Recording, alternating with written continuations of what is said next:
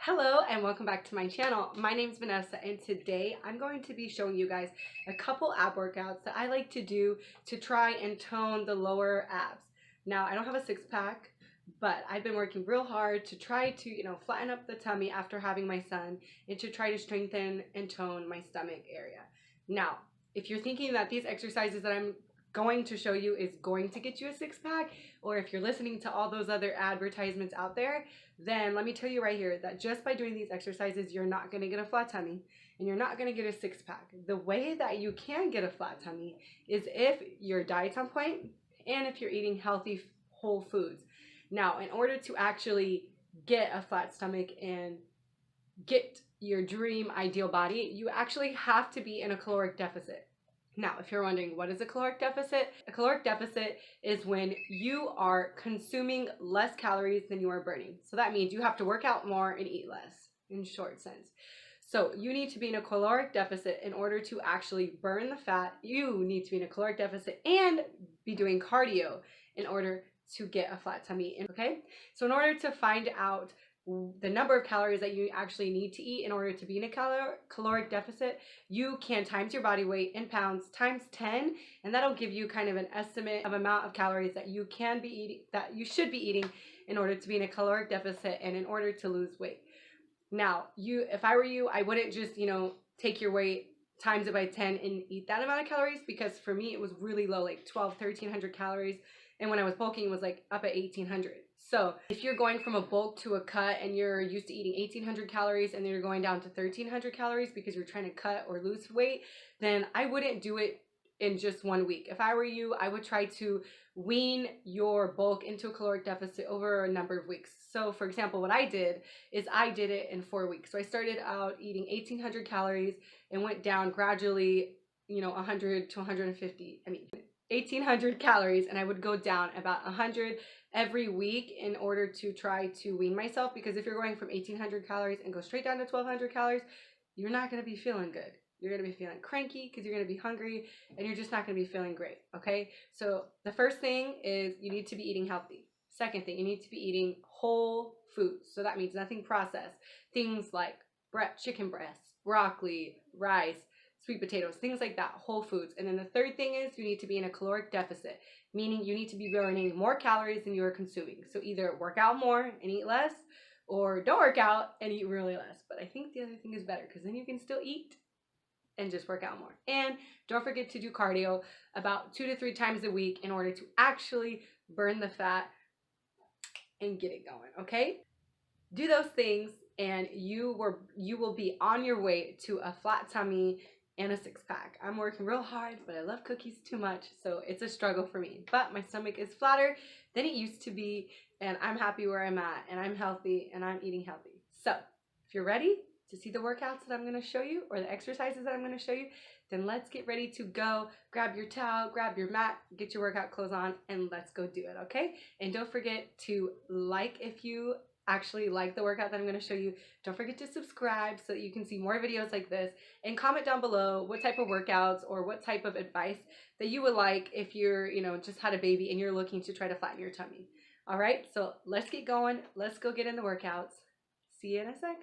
Bye. All right, so for this first move, you're going to lay down on the floor and you're going to bring your knees in towards your stomach. Now you're going to just do a little turn to try to engage and hit those obliques. Now this one's can be very difficult if you're new to this, so if you need to, you can actually put your hands down by your side and it might be a little easy. But as you can see, you don't want any gap in between your back and the floor, so you really want to make sure you're bringing your core in since you're not having any support on the floor. This is a challenging move and it really burns. Like, this is a new move that I'm trying to master. As you can see, I almost fell over, but it takes time, and of course as your abs get stronger, you'll be able to hold and be able to do this a lot smoothly, a lot more smoothly.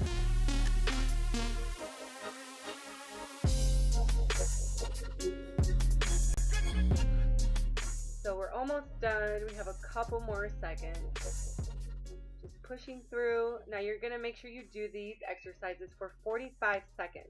And you're going to rest in between each move 15 seconds, and then between each complete circuit 30 seconds. And you want to repeat this circuit 3 times to get a complete abdominal workout.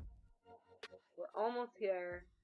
As you can see, I was dead, and it was just the first move. All right, next move, you're going to go ahead and get down on your forearms, engage your core, and jump in and out. Now, there's different ways to do this. You can do it fast, as how I'm doing it, or you can kind of just take it down a notch and step in and out, or even walk in and out. You just have to do what's best for you. Now, you really want to make sure that you're engaging your core and flexing your legs so that your knees don't hit the ground. Okay, you don't want any knee injuries. And my bottom should actually be down a quite bit more to really engage the core. And if you have to slow down, do so, but jump right in it because you have 45 seconds of work and 15 seconds of rest. So push through. We're almost at the end. All right, next exercise, leg lifts. You're literally just going to lift your legs up and place those hands underneath your bottom so that you have some sort of support. Now, if you want a more advanced option, you can bring your neck up and then even bring your knees in if you can't lift them. There's lots of different variations. You just want to make sure that you can do what's best for you. And for all those mamas out there, this is one of the best exercises to do to try to tone your lower abs. Now, I too suffer from having kind of a lower belly pooch after having my son, and I found by doing these exercises that I'm showing you guys have really helped tone the area. Like I told you, I don't have a six-pack, but I have worked really hard to get where I am today, and I feel like these exercises have helped me get there. All right, so for this next exercise, you're going to get on your forearms, and you're going to rock your hips side to side. Now, this looks kind of funky, but it's actually working your obliques, and it really burns. If you do just about 20, you will definitely feel it. Now, you just want to make sure that you don't try pushing your butt up in the air or tilting up your hip, because then that's not going to engage your core. Now, even in this video that I'm showing you guys, I could be pulling my hips in more to really feel it on the side. But again, they burn, and you guys saw me suffer from the first 2 exercises, so I am pretty tired. But you just want to make sure that you keep those hips down and rock side to side. Do these, and you definitely will feel the burn and see some progress. All right, next exercise. It is the killer. It is our last exercise that we're going to do.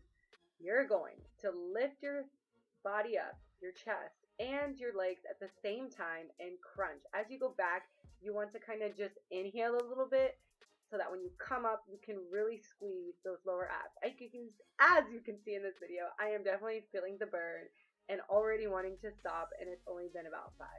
But if you do this, you will definitely see a progress in your abs and your lower and your core stability and strength. Just swing those hands up and back, and you want this to be a controlled movement. You don't want to be flopping up and down. If you do, you're just going to get back issues. So really try to use your core. Take it slow, breathe, and squeeze. Okay, we're almost there. A couple more seconds.